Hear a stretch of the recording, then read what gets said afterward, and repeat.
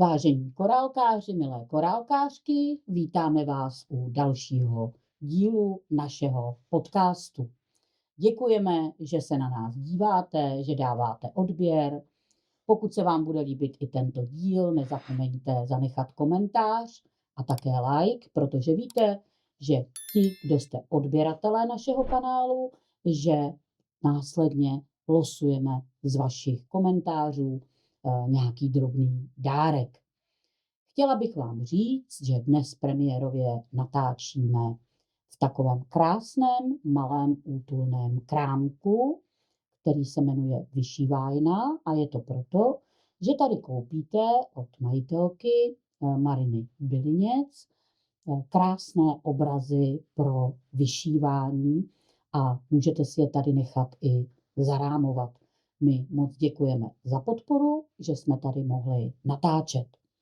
A už je mou milou povinností, abych vám já, jako Jája, Hanka, představila našeho milého hosta, kterým je paní Jana Soustružníková. Dobrý večer, dobrý den, ahoj. dobré ráno. Ano, pokud právě sledujete. Já Je to vlastně tak? nevím, jaký je den, jaký je. Den jaká je je jedno, doba. ale vycházíme jednou za 14 dní, vždy ve čtvrtek v 18 hodin, Aha. ale víme dobře, že sledujete v jakoukoliv hodinu, takže dobrou chuť, pokud právě obědváte. Ale to, Snídáte nebo to už večeříte? jsme ale v jiném pořadu. Čemu se věnujete v běžném životě nejvíc? Co je vaším povoláním? Čemu se nejvíc, jakoby, nebo rodině? Co je váš jako největší Tak náplň života? jmenuji se Jana Soustružníková a pracuji já jsem všeobecná sestra a to je má profese celoživotní. Jako. A jinak mám jedno dítě, mám dceru, 11letou Anešku, která tady dneska s náma nemůže být, protože je nemocná, no. Ale mám a věnuji se vyšívání, protože mě to uklidňuje. Mě to uklidňuje, když potřebuju srovnat myšlenky, když potřebuju, protože že jako matka toho máte hodně na mysli a je potřeba to prostě si hezky uspořádat, aby všechno klaplo, aby prostě se nic nepromeškalo a všechno se jako dobře zařídilo, tak mě hrozně pomáhá právě to vyšívání korálkem, protože u toho se krásně jakoby uvolním. Uvolním a zároveň i jakoby ze sebe dostanu veškerý takovej ten stres nebo takový to, jak si ženská jako sama pro sebe potřebuje jako si trošičku srovnat, že jo, jako sama v sobě určitý věci, tak toto vyšívání mě strašně pomáhá. No, vy určitě v prostřihu uvidíte všechny krásné obrázky, které Jana vyšila. Možná zajímavostí pro naše diváky bude to, že tady sedí 3 sestry, protože já povoláním dětská sestra, Hanička všeobecná sestra, ty taky sestra. Je teda pravda, že já jsem tu profesi nevykonávala, ale školu na to mám. Hanina taky není úplně nikde jakoby v nemocnici, ale ve zdravotnictví vlastně pracuje stále, takže si myslím... No je to jako hygiena. Jo. Takže jenom, aby si jako věděla, že i chápeme tu problematiku toho, že je potřeba od té práce si odpočinout a najít ten klid. Některé ženy v dnešní době to nacházejí i třeba v alkoholu a já si myslím, že všechny ty, které v ruční práci, tak ty, které v ruční práci, tak pro ty je to fajn určitě. No určitě. No tak jako... A když ráno vstaneš, máš jako volný den před sebou, jak se to odvíjí doma? Uděláš si kafíčko nebo čaj? Musím si udělat kávu. Sedneš ke korálku? Ne, ježiš. Já to mám za odměnu, to vyšívání. Já mám za odměnu, takže já většinou se dostanu k vyšívání až večer, když je čas. A já si musím nejdřív udělat všechny svoje povinnosti. Jo, Takže a hlavně musím se postarat o dítě, že jo, samozřejmě. A pak jako těch povinností je strašně moc, no, abych pravdu řekla. A já to mám jakoby opravdu za odměnu, říkám, tohle to jsem všechno zařídila, to už je hotový, to je všechno takový. A většinou je večer a teď si k tomu můžu sednout a můžu se prostě soustředit na to vyšívání. A při tom vyšívání mě ještě napadne milion věcí, Co které máš ještě udělat je ještě? potřeba jako udělat, jo? A Asi máme všechny nebo si takhle. zapsat, abych na to nezapomněla. Jo, takže A máš doma no. nějaký třeba místo, kde si sedneš, vemeš si ty korálky do ruky a je jako Ano. uvolní se. Ano, Jo, ano. máš svoje koutek Koutek. takovej pracovní. Všichni rodiče ví, že jakmile máte dítě doma, tak svoje místo si musíte chránit zuby nehty. A Vybojovat že si jsou ho, to viď? 2 cm čtvereční. No. Že víc vám to dítě nedá. To, jestli máte 1 dítě nebo 6 dětí, to je prostě jedno. Jo. A já mám teda svůj vyšívací stolek. Je to úplně obyčejný stolek na tablet. Jo, jako normálně jsem ho koupila jako v nějakém tom. Je to stolek na tablet a já prostě mám na něm takhle ty korálky, takhle tu podložku, takhle to vyšívání a mám u toho křeslo, jo. A i to křeslo mi prostě dcera zabere, jo. To prostě není překážka, aby mi ho nezabrala. Ale aspoň takhle mám jistotu, že prostě si mám potom jako večer kam sednout, jo. Díky tomu vyšívacímu stolku. Takže navádím všechny rodiče, všechny ženy, rodiče, protože chlapi ty to mají asi jinak, já si nevím, myslím si, že to mají jinak. Ale aby každá si zvolila nějaký svůj koníček, pokud bude hodně prostorný, tak tím líp. Abyste prostě jako Získali co měli nejvíc svůj místa. životní prostor nějaký. No ale já když vidím ty nádherné obrazy, určitě se k ním ještě dostaneme, tak ty musí mít taky své místo, ale v tom bytě určitě. Ano, já žiju v garzonce, to je jeden pokoj s kuchyňským, no prostě je to garzonka. A vlastně ty obrazy jsou úplně všude. Ty jsou úplně všude. Já právě tady kvůli tomuhle natáčení, z důvodu tohoto natáčení, jsem vlastně sundala vlastně všechny stěny, no. Vlastně tam mám teďko holej byt. Protože některé ty obrazy jsem ani nevzala na, co se týče toho Video festival. Na festival? festivalu, tak tam jsem prostě vzala jenom ty muchy, protože to je prostě ucelený jakoby celek tematický. A třeba Prahu jsem tam nevzala jsem tam kočičku, protože jakoby nejsem rozhodla to prodat. To chápeme, to Máš chápeme. tomu citovej. Ano, přesně Ano, tak. to Hodně máme. lidí ptalo, jako, že za kolik bych to prodala, já to prostě jakoby prodat nechci a bylo mi hloupý na tom festivalu jako říct, že to neprodám. No.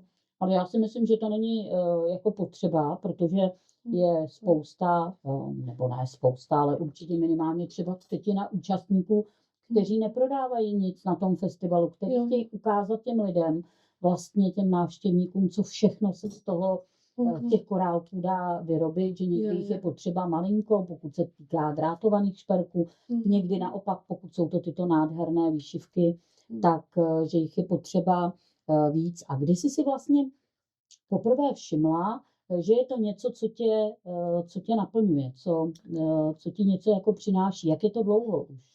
No, je to tím, jak se sem přistěhovala Marina se Sergejem a vlastně si tady zřídili tu vyšívárnu, tak já jsem sem přišla, ona mi dala výšivku, to bylo jakoby před Vánoci, nebo to bylo rok 2019, naštěstí to bylo ještě v říjnu, září, říjen. A ona mi vlastně dala, protože tady měla vánoční ozdoby. Jo. A ono to další věc, jakoby toho korálkování, že oni vychází, je to podle čínského horoskopu a ten je vždycky na celý rok, jako jedno znamení na celý rok. Ano, a teď my jsme ve prostě znamení ohnivého koně, ano, už brzy budeme, době přesně tak. natáčení. Je vidíte, to jsem mohla přinést i ty vánoční ozdoby. To nevadí, Jo. to nevadí. Můžeš nám poslat mě to fotografii No. a my to do vysílání, do toho dílu dáme. No, No, takže mi dala právě, a to byl rok vepře. Jo, to byl rok vepře, už nevím, jakýho to. No a já jsem právě vyšila tady tu ozdobu a hrozně mě to nadchlo. A pak jsem vlastně, jak je člověk s čím dál tím náročnější, jo. A já jsem si říkala, no tak já potřebuju, protože jsem fanoušek Depeche Mode a prostě jo, takže já bych potřebovala mít růži na křiváku, tu depešáckou růži, a no a já bych si mohla vyšít Prahu a já bych si mohla, jo, a to hnedka člověka tak jako, prostě vás to přivede na takový jako myšlenky, který, nebo prostě rozjede takovou kreativitu v člověku, jo. No a takže Marina prostě si zadělala na šílenýho jakoby zákazníka potížistu, jo. Protože prostě já mám takový speciální jako zakázky pro sebe. Přání. Já si vždycky něco vymyslím a teďkon se prostě toho neumím pustit.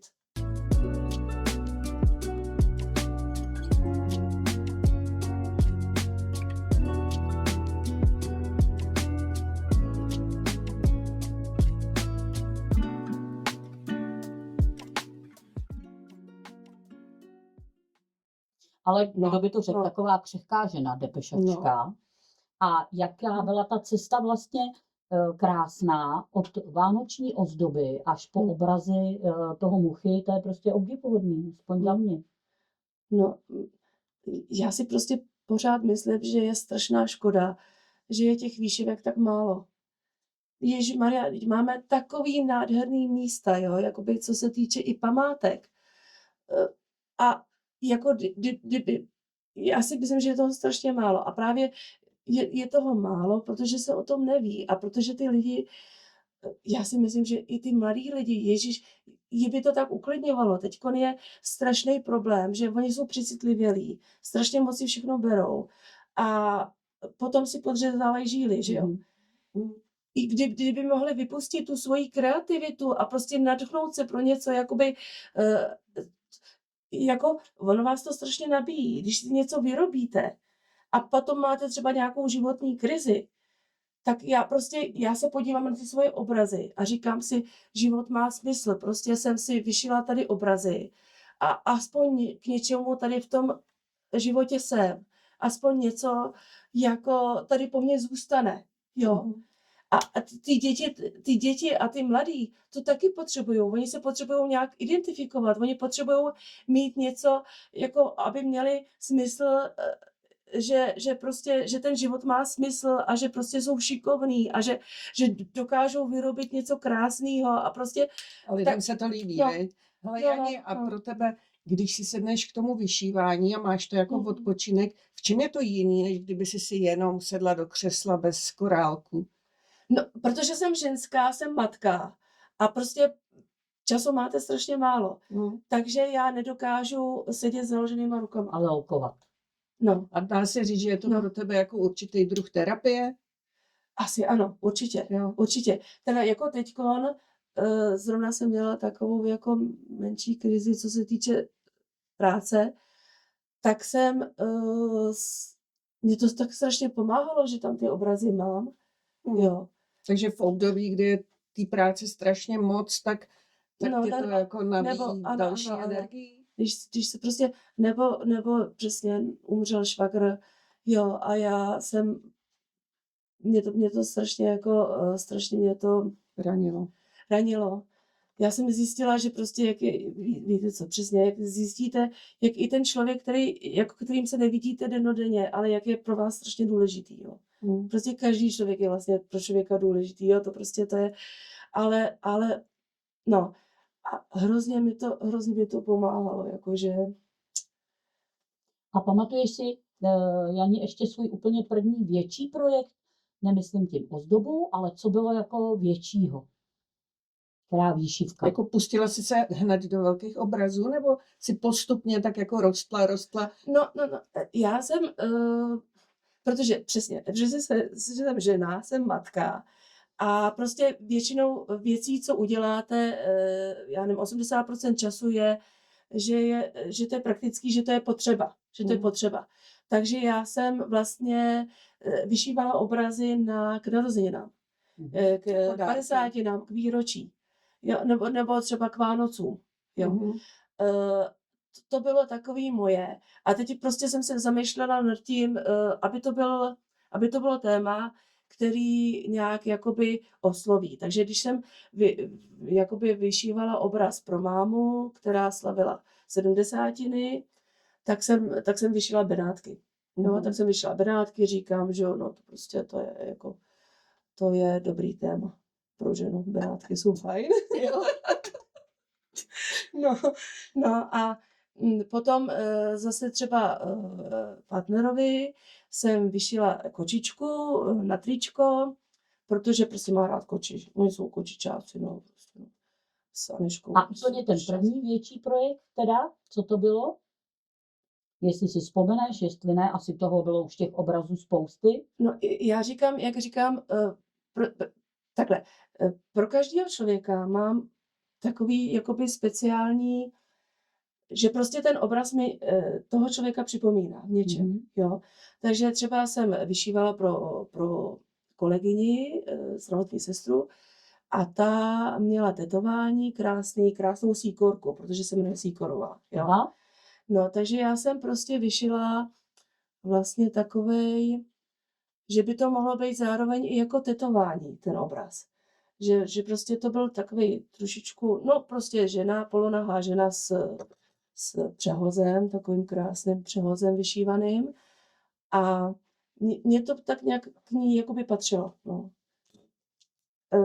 Ale jako, jestli máte na mysli nějaký konkrétní... Jo, myslela jsem třeba kůň, který byl první větší, nebo jestli už to byl mucha, nebo jestli to byla ta Praha. No, tak ta Praha, ta Praha byla velká, no, to byste se musela zeptat Mariny asi, a já pořádně nevím. Jani, když děláš ten obraz, máš ho hotovej, co to jako v tobě jako vyvolá? Jako no, ono to má ještě další postupování, jo, jako mám další fáze, protože já ho vyšiju, tak jsem šťastná. Teď, když jsem si vyšila toho muchu, tak jsem si ho dal na postel a byla jsem šťastná, že jsem vyšla tak velký obraz, protože on jako ta výšivka je jako 3/4 lůžka, jo. Tak říkám, no super, skvělý. Jako.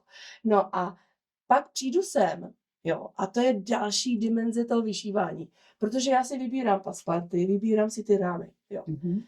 A teď prostě se to rozjede, to je zase takový ženský, jo, jako, že prostě, když máte na výběr, tak musíte vyzkoušet všechno, jo, to je hrozný. A čím víc tím hůř, a je výhoda, že tady ti můžou vyhovět, že tady to rámování je. Ano, přesně tak, jako, takže to zase pro Sergeje je to jako velký voříšek jsem já, protože já teď už vím, jaký má nádherný obrazy a když mě nesežene, tak to prostě nepůjde, jako, to prostě, to nebude nic, to prostě já přes to vlak nejde. Nepojede. A co rozhodlo o tom, že jsi se teda jako zastavila u té výšivky? Zkoušela si třeba, já nevím, náhrdelník nebo práci s korálkama jinou? Takovou... Ano, to jsem taky zkusila. A to je právě další věc, že třeba já zase jakoby mám strašně málo času, jo, ale zkusila jsem si vyrobit dutínkovej náhrdelník. Já to tady ani nemám. No, to je vlastně háčkování. Jo, no. No a já jsem, jako bylo by to skvělý. Taky by se mi to líbilo. Ale já jsem si dala jsem si za úkol toho, co nejvíc vyšít, jakoby obrazu. Rozumím tomu. Abych toho co nejvíc jako zachytila. Jo. Protože všechno se mění. Všechno se strašně mění a i ta Praha stačí půl roku a ta Praha je jiná a stačí... A už jsi se teda u té výšivky těch obrazů zastavila a máš pocit, že to budeš dělat dlouhodobě, nebo tě ještě jako tam někde zajímá něco jiného, že by si přeskočila? Já teď to zase je díky tomu korálkování a těm vašich speciálním, díky special úkolům, že vlastně vy musíte, že třeba teď je téma svatba, jo. Jo, Mhm. no a to zase mě vyburcovává, jo, to je takový to prostě. Protože vy robíte krásný šperky, nádherný šperky, jako to je, já jsem tam šťastná, ježiš, jak já jsem na tom festivalu šťastná, jo, prostě to je Tak to úplně, jsme rádi. to je prostě něco parádního, jako. No ale já omlouvám se, že ti skáču do řeči, ale v loňském roce přeci jednu z cen, jednu ze soutěží vyhrál obraz. Takže No. jako na festivalu letošním, já bych ráda zase pozvala naše posluchače a diváky na Beading Festival Prague, který se bude v roce 26 konat 16. května. A letos máme jednu soutěž pro účastníky, a která vlastně nese svatební téma. Takže ale tam se skýtá spousta možností, protože jako svatební dar vyšitý obraz, na něm může být cokoliv. Ano, svatbu. Vyšívala jsem svatební obraz, teď jste mi to připomněl. No, tak může být něco i takového do soutěže. No a teď právě ono, jo, že dobře, tak vyšiju obraz, jo, to už je normální přece. No jo, ale já prostě potřebuju, když bych se jako chtěla zúčastnit té soutěže, tak já potřebuju ho udělat tady nějak plastický, jo. A já prostě se potřebuju vyšít i já jsem si říkala, že bych si vyšila, já jsem strašně se chtěla zúčastnit toho kytičkování těch šatů, jo, no, že bych zvládla prostě vyšít prostě růžičku, kytičku, jo, já nevím, jak se to vyšívá, jak se to dělá, nebo jako šitou, jasně. No, vyšívanou korálkem. A já prostě tady na ty holubičky, že prostě bych ještě dala tady tu vyšívanou, já nevím, jak se to jmenuje tady. No, je to šitý šperk, je to vlastně šperk, vyšívaný šperk. No, takže že tak vlastně jeden dát ten vyšívaný šperk. No. A pak jsem si říkala, že ještě třeba bych jako dala nějakou jakoby záslonku a ta, že by byla jako krajkově taky, že by měla v sobě korálky. Tak nebudeme prozrazovat, aby si něco z toho realizuj, určitě, budeme se těšit. No, to se... A máš pocit, když jdeš tvořit, že musíš opravdu, že hodně vybíráš to, do čeho se dalšího pustíš? Nebo co tě první zaujme, tak to si řekneš, to teď vyšiju? Je to různý, ale většinou, že mám ty korálky. Že mám, já třeba tady ten obraz, ono to totiž, víte co, původně ten mucha, jo, jako třeba to by mělo být hnědý. Tady ty šaty by měla mít hnědý. Ale já nemám ty korálky, jo, já nemám ty korálky. A teďkon, ale i tyhle ty jsou krásný. Jo. Jako jsou fialový, jako všichni vědí, že já miluji fialovou. A kdo to neví, tak ten to nepozná, že mají být hnědý. Jo. No, já jako omlouvám se Alfonzu Muchovi, že prostě, že to má jinou barvu. On to určitě pochopí. Ale prostě přesně, potřebujete větší množství a hlavně potom mě samotné korálky, mě prostě ta barva strašně zaujme. Takže já jako často se stává, že si koupím jenom ty korálky, jo. A potom vidím obráz a hnedka mě to spojí, hnedka to mě to sepne. A to třeba případ tady u toho, protože to jsou 4 denní doby, jo. Tohle. Ano. To je ranní úsvit, ježiš, já to mám. To je jedno, to nevadí. Já to nebudu umět říct přesně, jak to nazval Alfons Mucha, to ale vůbec nevadí. Prostě to je ranní úsvit, to je záři dne, to je jakoby poledne, ano. Tady to je večerní snění a to je odpočinek noci, jo, nebo odpočinek noci, no. A tady u toho večerního snění mě zaujala tady ta ostružinová. Taková je lesklá, tady by věděli specialisti na korálky, by věděli, jaký to má číslo a jestli je to kulatý, hranatý. Ale oni naši diváci a posluchači vidí jenom to před kamerou a za kamerou nevědí. Ale tak já vám rovnou řeknu, že za kamerou jsou majitelé firmy Octabeads, kteří jsou pravidelnými sponzory a podporovateli spolku Korálkářky a také tohoto podcastu. Tak a taky tam je Marina, protože jsi řekl, že se tam díváte. Hele, Jani, a jak se třeba vyrovnáváš s tím, že jako strašně by si chtěla tvořit a zrovna teďko nemáš toho času nazbyt. Mhm. Jo, že No, člověk nemůžu. Já jak jsem vychovaná prostě, tak nejdřív nejdřív práce. povinnost, nejdřív děti, nejdřív práce, nejdřív prostě praktično, jak se říká, nejdřív život, nebo nejdřív práce a pak zábava.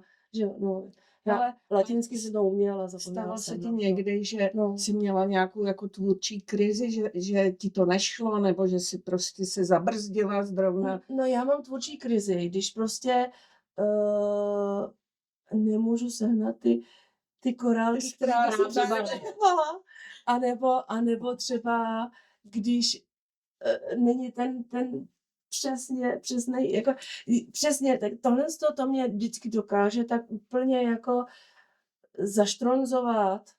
Takže Jo. tě vlastně ta škála těch barev vlastně omezuje, by se dalo říct, že to, co zrovna je na trhu, není na trhu, jak se Ano.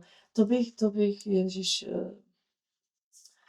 přesně, to... By si potřebovala pracovat ve výrobě, místo ve zdravotnictví. A pak by to šlo. Hele, a máš ještě nějaké vysněné projekty? Máš něco vysněného, co by si ráda ještě vyšila? Určitě já bych, jakoby co se týče toho muchy, tak bych ráda vyšila ty, třeba co on má ty květinový, jo, jako kosatec, růže, lilie, tak to bych prostě, jejich asi 7 nebo 8, no, tak to bych, takhle velký, vidím prostě. Pak tak to bych strašně ráda jako vyšila. I ty roční doby bych třeba strašně ráda vyšila. A potom bych strašně ráda vyšila, já mám kalendář, mám od malíře Václava Janci. To je malíř minulého tisíciletí, poslední dekádě minulého tisíciletí. A on maloval vlastně by starou Prahu. To znamená ještě, jaká je to, no, předsecesní, no. A to já bych strašně ráda vyšila.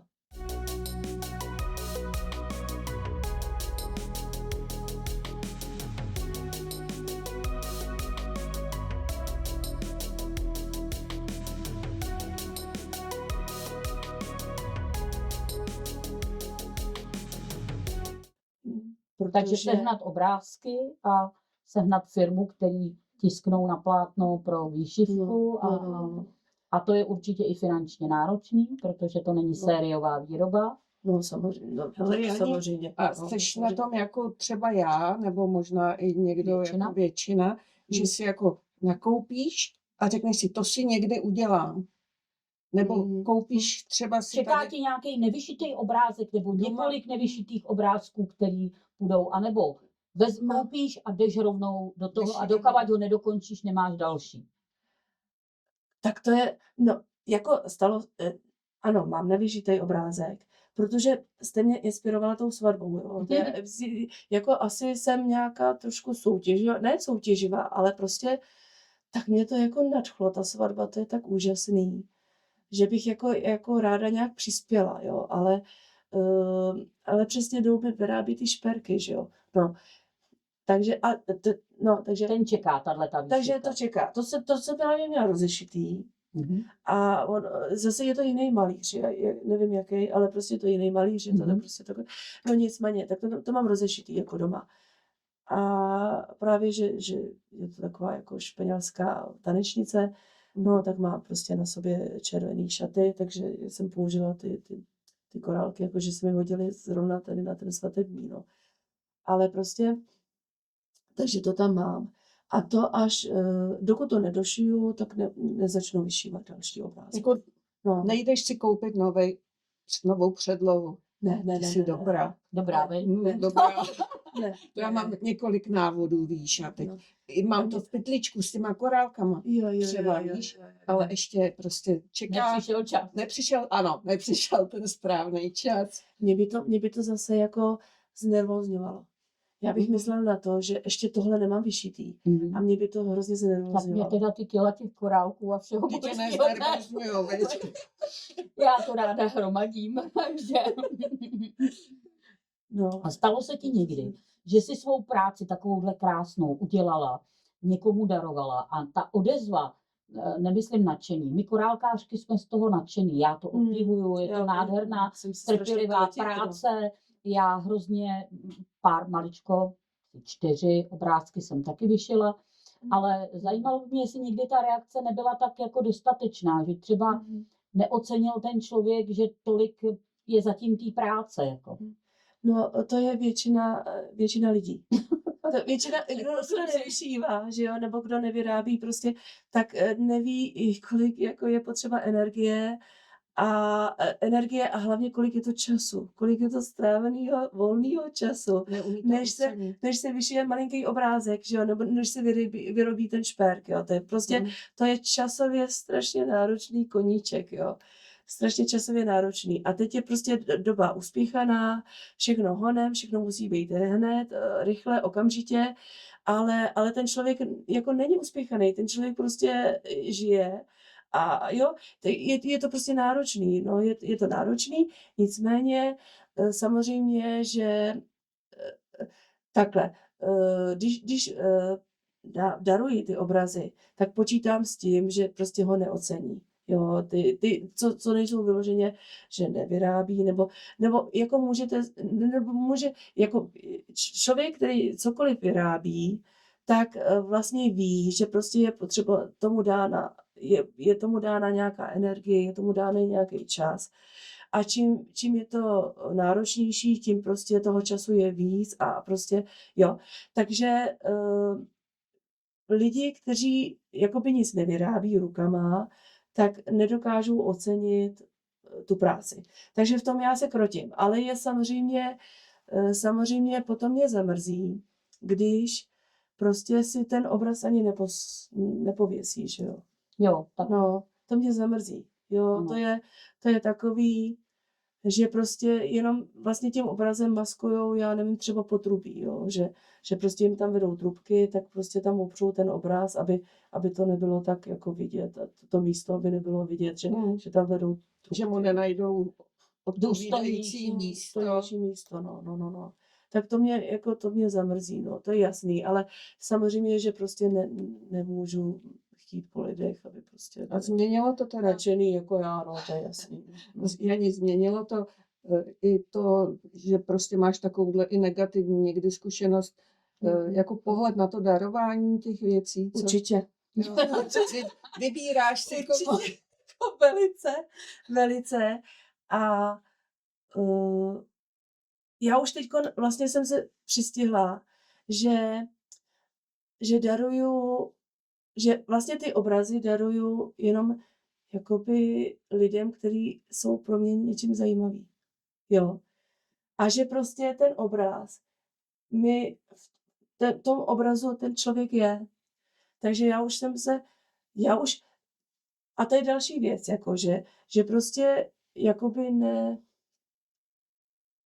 samozřejmě musím, když prostě chci dát učiteli na konec školního roku, tak prostě vyberu nějaký obrázek a zase říkám si učitelka, tak jsem jí dala Toskánsko, jo, prostě říkám si, prostě my ženy jsme rádi, jako to cestování a ty, no, prostě tohle, jo, to je naše prostě doména. A tak teď budu chtít třeba dát obrázek panu učiteli, no tak zase přemýšlím, jako co by ho tak potěšilo, no, ale to už prostě, to už je jakoby taková, že bych ho chtěla odměnit za to, že je učitel vůbec, jo, jako, že se věnuje. Že za to, že je učitel a že prostě jako si strašně vážím ty jeho profese a tomu, že prostě vůbec je někdo ještě ochotnej ty děti vzdělávat.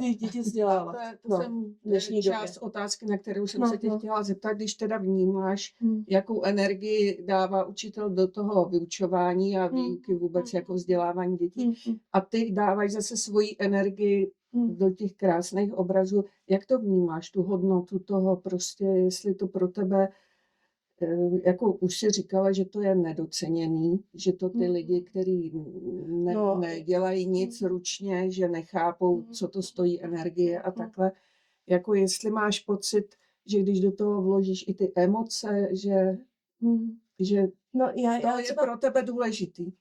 já právě teďko, jak jsme se bavili o panu učiteli, tak mě hrozně dojalo, protože my jsme brali národní obrození, no, brali, pardon, nebrali. Samozřejmě, že se svým dítětem doma učím My to a chápeme. prostě Taky potřebovala to jsem jí naučit národní obrození a, eh, a já jsem prostě jí to já jsem jí zaspívala Rusalku, nebo prostě já už, ne Rusalku, no, eh, ježišmarja, co to bylo?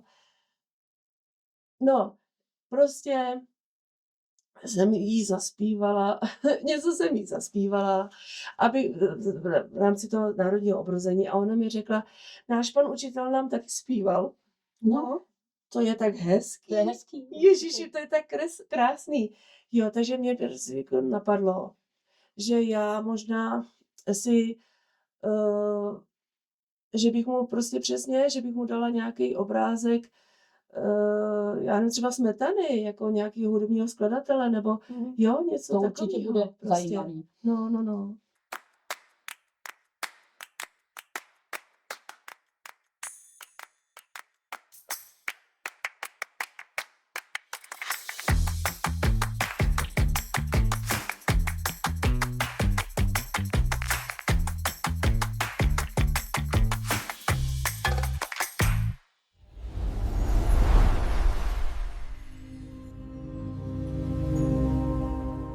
A když se posuneme dál, No. jak jsi se vlastně dostala ke korálkářkám, do té komunity? No, Bylo to poprvé až na já jsem, festivalu, anebo přišla jsem prostě... na festival. Mhm. Přišla jsem na festival. A Jako návštěvník. jako návštěvník, Mhm. jako návštěvník. Já vůbec netušila. Já věděla jsem, já jsem si myslela, že je to jakoby ukrajinská doména, nebo že to je ruská doména, nebo že to je doména východu, jakoby, jo. A já jsem tam přišla na ten festival a teďkon jsem říkala, pane bože, vyšívaný pugety, jo, prostě, že jo, vyrobený, jakoby všechno, co prostě existuje, tak jako jde udělat korálky, korálkovým prostě, jo, vyšíváním. Já jsem byla totálně nadšená, jako totálně nadšená, ale prostě mě tam prostě strašně chyběla ta Praha, no. A nebo vůbec, jako, To je místo pro tebe, Jani. Ano, Jana. jo, jako mě, já prostě, já jsem i jako asi patriot, nebo A to je skvělý. protože přesně, jak se to strašně všechno mění, jo. A teďko nevíte, já nevím, do půl roka, co se bude dít, vzhledem k tomu ještě té válce Všemu. na Ukrajině, že jo. Jo, jako to nevíte, jako ještě na začátku roku, jako mohl člověk vědět, co se bude dít teď, já nevím, Nevíme. na Silvestra. Přesně tak. Jo. Takže No a to bylo to tvoje první No. setkání a bylo to teda fajn. Ty jsi vlastně teda byla v roce 2024 se podívat, předpokládám, Ano. v Olympiku. A Ano. už v roce 2025 si vystavovala právě toho Ano. muchu, ale tu Ano. Prahu teda, to asi bude chtít vzít letos, nějaký ty výjevy, protože v prostřihu naši diváci uvidí i ty ostatní obrázky, nejenom ty, co jsou teď za námi.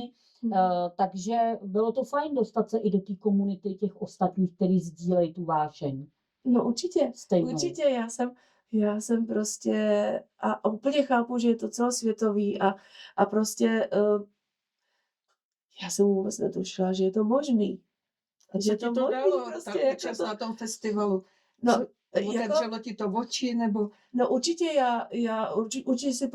určitě si vyšiju puget, jako jo, určitě si vyrobím prostě i jakoby kytičku jako rostlinku v květináči, vyšívanou, a no, že vyšívám na ten textil, tak to jo, jasně. A ještě různý ty techniky, no, tak jako jestli to zvládnu a hlavně oči, to je nejhorší. Já bych hrozně apelovala, pokud chcete něco vyrábět nebo něco, tak zkuste co nejmladším věku. Jakmile se překročí nějaká věková hranice, tak je všechno 100krát horší. 100krát horší. Prostě ty oči, ty smysly odchází a je opravdu to mládí prostě má daleko víc energie na všechno, takže prostě... Ale možná já bych řekla, že zase, abych malinko oponovala, že zase ti zkušenější věkem, nechci říct staří, mají možná víc trpělivosti, než má to mládí. Aspoň já mám tu zkušenost, že v tom mladším věku, protože my jsme se bavili, my jsme začali natáčet, že jeden obraz Muchy ti trval 8 měsíců, že je málo těch lidí, kteří vůbec mají trpělivost, že se to musí vlastně vysedět a že, jak říkám já neustále, že nás korálky učí trpělivosti, tak možná ta mladší generace už to tolik nemá, nebo ještě to tolik nemá. Nemá, no. A co dcera, tak jde v tvých šlepích? Právě na ní myslím, teď si mě inspirovala, protože ona miluje takový to anime, ona miluje takovej ten japonský, jak jsou ty japonský komiksy, jo. A oni Japonci milujou český sklo, jo, a oni milují muchu. Oni normálně milují muchu, Japonci, jo. Já to vím, protože majitel jedné korálkárny v Praze je Japonec. No, a to mě právě inspirovalo, jakoby, že bych vyšila, že bych prostě nechala udělat právě tady ty anime. Já bych ho nejradši, já ji tady nemám, ale prostě mám mikinu právě z anime obrázky, který jsem koupila jsem Anešce mikinu, je tam anime obrázek a on normálně má. Odmyslete si tady tu ženu v těch šatech, prostě klasických, ale tam je anime postavička. A je to prostě taková ta typická, taková jako vamp žena, jo, prostě, že to jsou takový ty hrdinky, že oni mají ty blesky, jako... A myslíš, že kdyby byla výšivka korálků s touto anime postavičkou, že to by tu dceru jako přitáhlo k tomu sednout a vyšít si to, nebo... No, to spíš určitě by na to neměla trpělivost, jo. Ještě prostě, ne, ještě je to 11 let. Právě, že jakoby na tyhle věci je potřeba být jakoby vybouřený trošku. Být vybouřený a prostě nemít přebytek energie. A kdyby si měla vlastně dokončit větu, vyšívání mě naučilo, tak jak by to pokračovalo, ta věta? Vyšívání mě naučilo, že všechno má smysl, že nic není ztracený, že neexistuje, že vlastně jako lidi jsou strašně svázaný. Jsou strašně svázaný výchovou, jsou strašně svázaný představama, jak má člověk vypadat, jak se má člověk chovat, jak má člověk působit, jak má prostě udělat to a tamto a jak má vychovávat děti a jak má vypadat domácnost. To jsou všechno představy, které člověka formujou. Ale tady tou tvůrčí činností se vám otevřou prostě úplně jiný obzory. Najednou si uvědomíte, že nemusíte žít podle představ někoho cizího a můžete si žít svůj vlastní život. Vlastní život. Kdyby si měla říct třeba 1, 2 větama, proč má smysl tvořit vůbec jako, jak jsi to řekla? Jednak se člověk vybije, jednak se vlastně mu já nevím, kdybych znala nějaký ty čakry nebo něco takového, tak se mu zpřístupní prostě nějaká energie z vesmíru. Jo? Jako to opravdu je, že dokud to neuděláte, tak to nepoznáte. To prostě nepoznáte. Jo, tak a to je úplně u všeho. To je jako to máte stejně tak, jako něco začnete vařit a najednou prostě vás napadne, že to uvaříte jinak. A je to prostě a hrozně vás to obohatí. Takže všechno jakoby je důležitý, já si myslím, že je důležitý vyrábět rukama, je důležitý myslet, je důležitý fantazírovat, je důležitý prostě nenechat se svazovat a nemyslet jenom, že prostě mám povinnosti a mám strašně práce protože ono to přináší tu energii. ono, i když je člověk prostě, já nevím, v depresi, je strašně vyčerpaný, prostě, je toho na něj moc, tak prostě to, že máte nějakou inspiraci, že prostě že něco děláte, že něco vytváříte rukama, tak vás to nabíjí energii. Vás to prostě na tu věc vás to nabije energii a může to trvat strašně dlouho, ale prostě tu energii vám ten vesmír dodá. Moc děkujeme za vaše komentáře pod minulým videem. Připomínáme, že pro účast v losování je potřeba nejen zanechat komentář, ale také být odběratelem kanálu. Teď je čas vybrat vítězný komentář.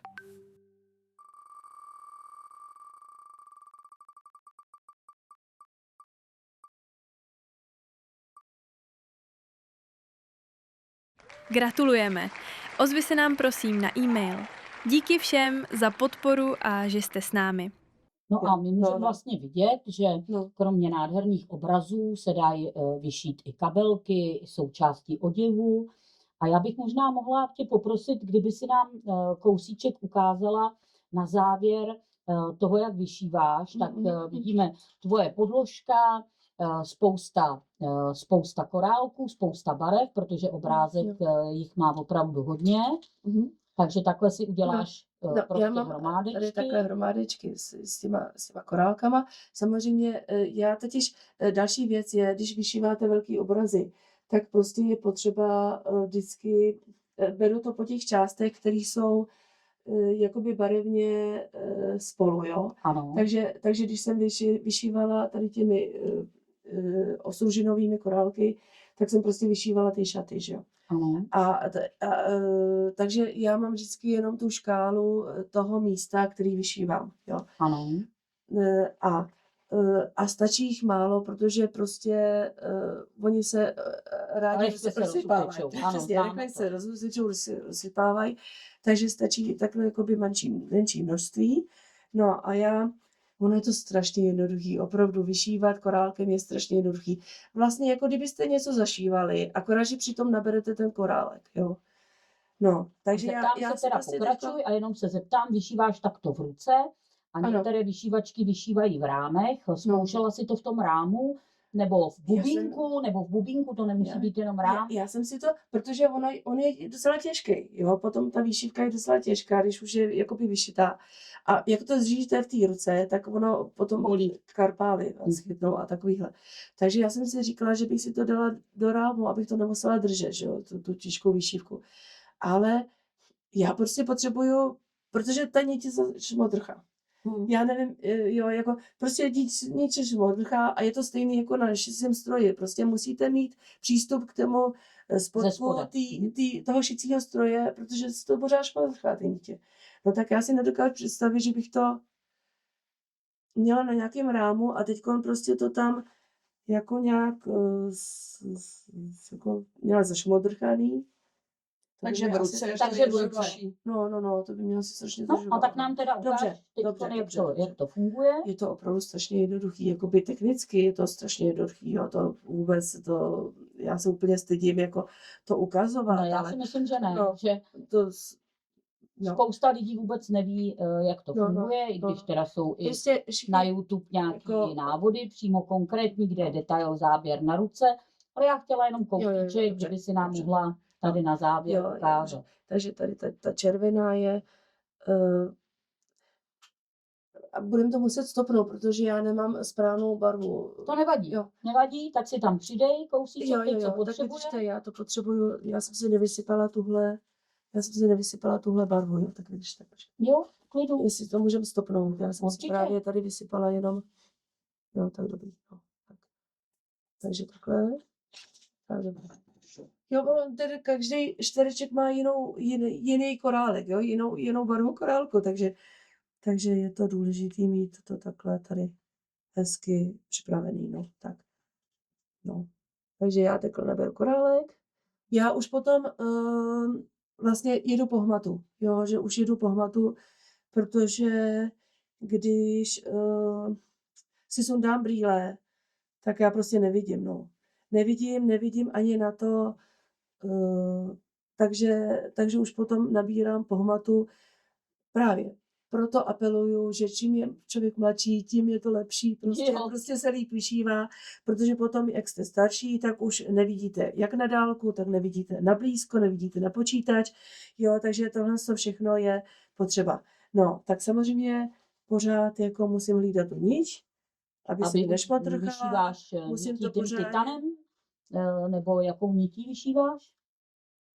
tak teďko koukám na tu Marinu, Ta, co se protože k tomu- ta mi to řekne. Ne, ta, co se k tomu dodává, k tomu vyšívání. No, To, co je možná já použít. jako můžu vyšívat jakoukoliv, ale nejradši mám tyhle. A to je asi ten titan. Já To je si asi ten myslím, že titan. ano, možná myslím, to že tam jo. dodáme, No, dá se to no. určitě koupit i tady v prodejně, kde právě děláme tento rozhovor. No. Tak se omlouvám, A že tak- tě přerušuju. Ne, v pořádku. A no dobře, takže, Nabereš takže zase další. naberu korálek a prostě, jo, a tady vlastně je důležitý, nejsem žádný genius a to strašně obdivuju právě u šperkařek a vůbec, prostě vy vlastně nepotřebujete mít žádnou takovouhle jakoby grafickou mřížku. Ale Jo, tak zase vy to děláte. Zase máme návody papírový. zase návod, ne každý No, tak si přečteš jako No. pokrok po kroku. kreslený, nebo já teda docela ráda dělám z videí na YouTube, takže Taky, ano. taky někdo to nějak musel vymyslet, že jo, ty techniky, takže tohle to je určitě. No, jo, takže to já právě jakoby takhle dalece jakoby tu fantazii nemám, nebo takhle dalece jako to. Ještě chci říct, že veškerá činnost, jakoby korálkářská, ale i když se ručně vyrábí něco s takhle miniaturníma věcma, tak je dobrá jako prevence Alzheimera. Je to vědecky dokázaný, jo. Ano, víme to. A proto korálkujeme, hele. Tak, já Že bych, děláte něco i pro svoje zdraví, jsem chtěla říct, jako no. takže Janičko, já bych určitě ráda moc poděkovala za dnešní krásný rozhovor a opravdu jsem si to já i Hanina určitě užila. Ano. Naše Bylo to diváky bych chtěla pozvat znovu na Beading Festival, poděkovat, že se na naše podcasty díváte, že se díváte i na živá vysílání a tvoříte se mnou. Samozřejmě ty si můžete pustit kdykoliv zpětně, ty návody tam zůstávají. No a pokud se vám tento díl líbil, nezapomeňte dát odběr a like. Budeme se zase těšit příště. Nashledanou. Tak ahoj. Ahoj. Ahoj.